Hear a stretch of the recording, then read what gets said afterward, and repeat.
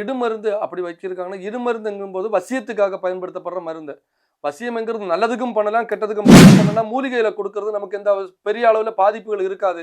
ஆனா பிரச்சனைகள் இருக்கும், பெரிய அளவுல பாதிப்பு இருக்காது. ஆனா மத்த மாரி மருந்துகள் குடுக்கறதுல முடி முளைக்கிறது, பட்ட பிரச்சனைகள் இருக்குதா? இதனால மருந்து அளவுக்கு அதிகமா குடுக்கும்போது, அவங்களுக்கு மன ரீதியான பிரச்சனைகள், அதாவது மெண்டலிசம் சம்மந்தப்பட்ட பிரச்சனைகள் கூட அதிகமா ஆகுறதுக்கான வாய்ப்பு இருக்கு. நெறைய அப்படிப்பட்ட கஸ்டமர் இப்ப ஒரு வாரத்துக்கு முன்னாடி நம்மட்ட ஒரு கஸ்டமர் வந்தவங்க கூட அதே மாரி தான். அதாவது அவர் வீட்ல யார கோவம் அதிகமாகும். எரிஞ்சு எரிஞ்சு விழுதுன்னு சொல்லுவாங்க. அந்த மாரி ஒரு ஆள பார்த்தீங்கன்னா டக்குனு அவங்களோட நல்லதா பேசுறத விட அவங்களோட கோவமா பேசுறது, அவங்கள திட்டுறது, இந்த மாரிப்பட்ட பிரச்சனை உண்டாகுது. இந்த மாரி முன்கோபம் அதிகமா இருக்கு, டென்ஷன் அதிகமாகும். முகத்தோடு முகம் பார்த்தா சண்டை சச்சரவு, ஃபேமிலியில ஒரு அண்டர்ஸ்டாண்டிங் இல்லாம சுய லாபத்துக்காக இந்த மருந்தை உபயோகப்படுத்தி இருக்கிறதுனால அந்த இடுமருந்துங்கிறது அதிகமா எல்லாருக்கும் பாதிப்பு இருக்குது. அந்த மருந்து அப்படி இருந்துச்சுன்னா 3 வழியில எடுக்கலாம். அதாவது வணக்கம். அதாவது இடுமருந்து அப்படி வச்சிருக்காங்கன்னா, இடுமருந்துங்கும்போது வசியத்துக்காக பயன்படுத்தப்படுற மருந்து.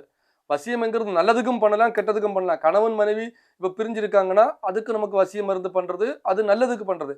ஆனா தகாத உறவோ, இல்லன்னா அவங்க கிட்ட இருந்து காசு பணம் பிடுங்குற நோக்கம், இல்லன்னா அவங்கள நம்ம பக்கம் வச்சுக்கிட்டு நம்ம தொழில்ல முன்னேறணும், இல்லன்னா நம்ம கம்பெனில வேலை பார்க்குறாங்க, அவங்க நம்மள விட்டு போகக்கூடாது, நம்ம என்ன பண்ணாலும் நம்ம கூடவே இருக்கணும்.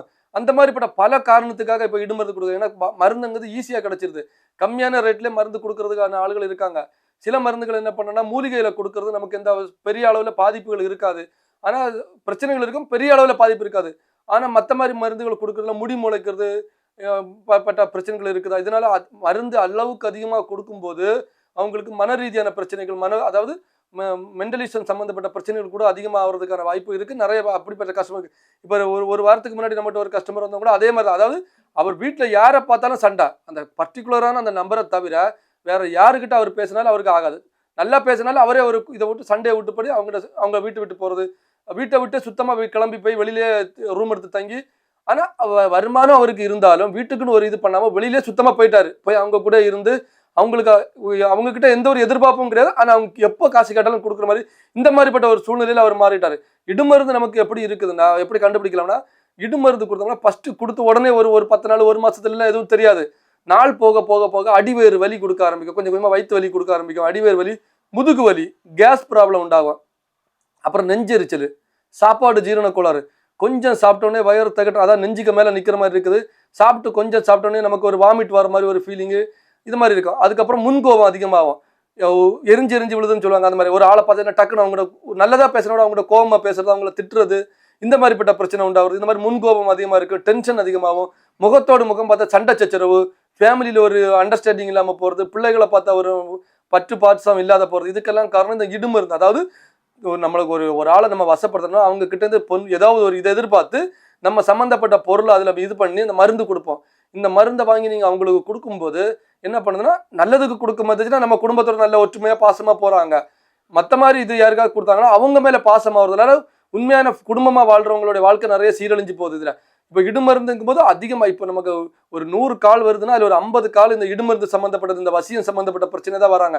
நல்லதுக்கு பண்றவங்களும் இருக்காங்க, அதிகமா கெட்டதுக்கு பண்றாங்க. சிலவங்க என்னன்னா கல்யாணம் பண்ணி வைக்கிறாங்க, ஆனா மருமகளை வந்ததும் மருமக கூட போயிருவாங்க, அதாவது நம்ம பொண்டாட்டி கூட அவர் போயிருவாரு அப்படிங்கிற ஒரு நோக்கத்துக்காக என்ன பண்றாங்கன்னா, இந்த மருந்தை கொடுத்து மாமியார், அதாவது அவங்க அம்மா, நம்ம பையன் கல்யாணம் பண்ணதுக்கு அப்புறம் நம்ம இவ்வளவு தூரம் பெத்து இவ்வளவு தூரம் வளர்த்துட்டோம், கல்யாணம் பண்ணதை விட பொண்டாட்டி பட்டுதலே போயிருவா அப்படிங்கிற ஒரு காரணத்துக்கு நிறைய பேர் மகனுக்கு மருந்து கொடுத்து இப்ப மாமியார் மருமக இது பண்றது. இது போக என்ன பண்றா, பொண்ணு கல்யாணம் பண்ணி கொடுக்குறவங்க பொண்ணை கல்யாணம் பண்ணி கொடுத்துட்டு வீட்டோட மாப்பிள்ளையா வரணும் அப்படிங்கிறதுக்காக என்ன பண்றாங்கன்னா, மருமகனை வீட்டுக்கு வர வைக்கும் போது சாப்பாடுல போட்டு கொடுத்து பொண்ணோட பாசமாக்கி அம்மா அப்பா விட்டுக்கிட்டு வீட்டோட மாப்பிள்ளையா வர்றதுக்கு, இல்லைன்னா அவங்கள தனி கொடுத்தம் போறதுக்காக வைக்கிறதுக்கு, இப்படி இப்போ வித்தியாசமா நிறைய கேள்விகள் கேட்டு இது பண்றாங்க. இந்த மாதிரி பண்ணிட்டாங்க அந்த மாதிரி. இதை கேட்கும் போது தான் தெரியும். அதாவது நம்ம பொதுவா வசிய மருந்து எதுக்கு கொடுக்குறோம்னா, கணவன் மனைவி பிரச்சனை இருக்குது, இல்லைன்னா அவர் ஏதாவது ஒரு அதை பொண்ணோ இல்லைன்னா ஒரு ஆணோ தவறான ஒரு தொடர்புல இருக்காங்கன்னா அவங்க அதை விட்டுக்கிட்டு குடும்பமா வாழணும். அதுக்கு மட்டும்தான் நம்ம இடுமருந்துங்கிறது நம்ம அது மதுவா கொடுக்குறது.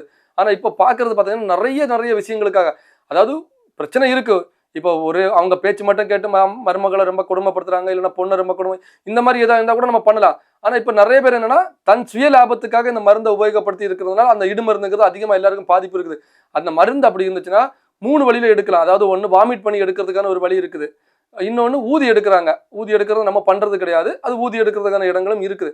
வாமிட் பண்ணி, அதாவது ஊதி எடுக்கிறது எவ்வளவு தூரம் வருதுன்னு நமக்கு ஏன்னா மேலோட்டமா இருக்கதான் நம்ம ஊதி எடுக்க முடியும், பட் அது எப்படின்னு தெரியல. ஆனா வாமிட் பண்ணும்போது நம்ம மருந்தை கொடுத்து நம்ம வயிற்றுக்குள்ள போயிட்டு ஃபுல்லா நம்ம வயிறுல இருக்கிற எல்லா மருந்தையும் கலக்கிட்டு திருப்பி நம்ம கண்ணு முன்னாடியே வாமிட் ஆகும். அப்போ நம்ம என்ன சாப்பிட்டோமோ என்னென்ன இருக்குதுங்கிறத நம்ம கண்ணு முன்னாடியே காட்டி கொடுத்துரும். இதுதான் நீங்க சாப்பிட்டது, இதுதான் அந்த இடுமருந்து அப்படிங்கிறத காட்டி கொடுப்போம். இன்னொன்று பேதி, அதாவது நமக்கு டைரக்டா அந்த ஆள் வந்துட்டாங்க, மருந்து எடுக்கப்பட்ட ஆள் நமக்கு வந்துட்டாங்கன்னா நம்ம மருந்து எடுக்க முடியும். யாரோ ஒரு ஆள் மருந்து கொடுத்து ஆல்ரெடி குடும்ப பிரச்சனை தான் நம்மகிட்ட அதிகமாக வருவாங்க. அப்போ அவர் வர்றதுக்கான வாய்ப்பு அதிகம் கிடையாது.